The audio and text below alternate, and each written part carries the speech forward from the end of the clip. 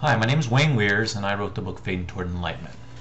This is the first of a series of question-answer type videos, and I want to address a couple questions that are often asked of me.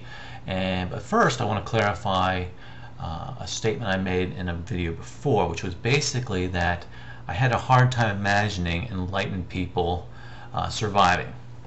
And what I mean by this is that, I digress a little bit. If you've ever seen Eckhart Tolle, who I truly believe is enlightened, if you've ever seen him lecture and stuff, if you want to ask him a question, you have to write your question down and hand it in, which is very smart of him, and you'll find out why in a second. Anyway, he never answers my questions. When I write them down, I pass them in. He doesn't answer my questions. But a couple months ago, Kim Eng, his significant other, she was down here in South Florida, and she was giving a lecture. So I attended, and I didn't have to write my question down. Say she isn't as well versed in the politics of lecturing, apparently. So when it was my turn, I raised my hand, and I was the last one to ask any questions, and maybe this is why. I raised my hand, and when she called on me, I said, listen, I apologize straight from the get-go for the question I'm about to ask. And I explained, one of the things I have a problem with the concept of enlightened people is that I can't imagine them having sex. I can't imagine them lusting. I can't imagine them wanting something. And from a guy's point of view, sex and lust is a very pulling type of a desire. You know, it is very unenlightened. She says, so you want to know our secrets? Is that what you're trying to do? She was obviously very embarrassed. And I figured, well, if you're past the ego state, you'll understand the legitimacy of my question.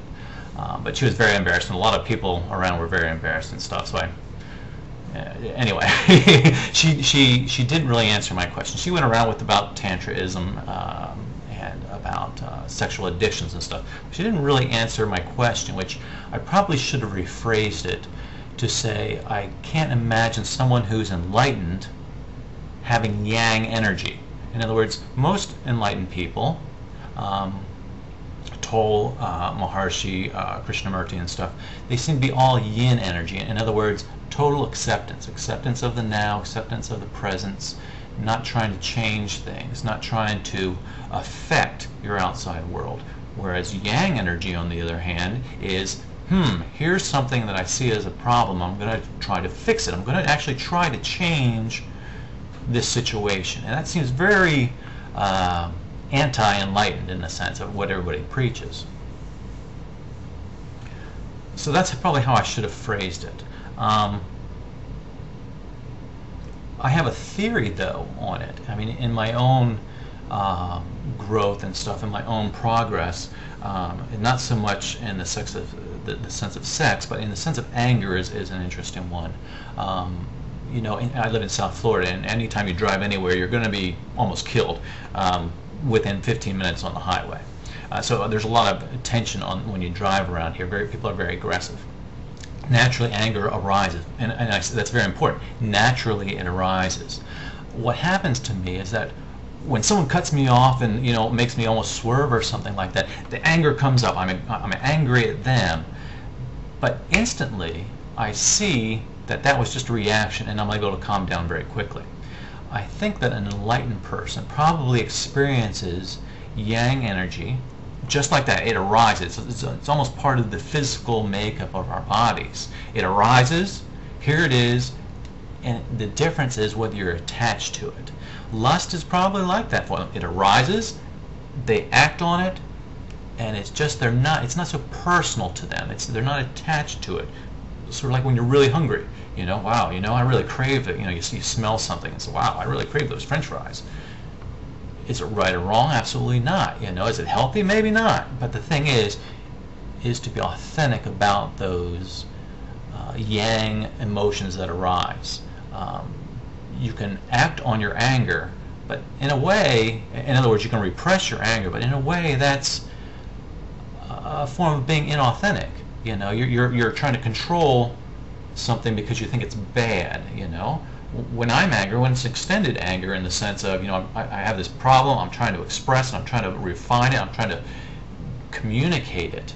I can see the anger arising, you know, I can see the frustration arising, but I don't identify it with it. And what happens is, even though I might be very assertive, it stops becoming personal for me and also for the other person, usually, if they understand me. But anyway, I kind of wanted to say that was the I still have a hard time with the concept of enlightenment, the way people present enlightenment without addressing yang energy. And that's one of my reasons for in fading to enlightenment, about finding comfort with that liquid level. You know, okay, here I am, and I feel very enlightened right now, but then this more primal instincts or energy will arise. And if you are too attached to the idea of enlightenment, you won't flow back into that as naturally. You know, you'll be resisting it, and that, of course, causes you more problems. So yeah, that's my at least that's a theory. See, I really don't know. I mean, I have yet to get an enlightened person to answer my question about yang energy. I would really like to hear, if anyone is aware of it, I'd like to hear about it.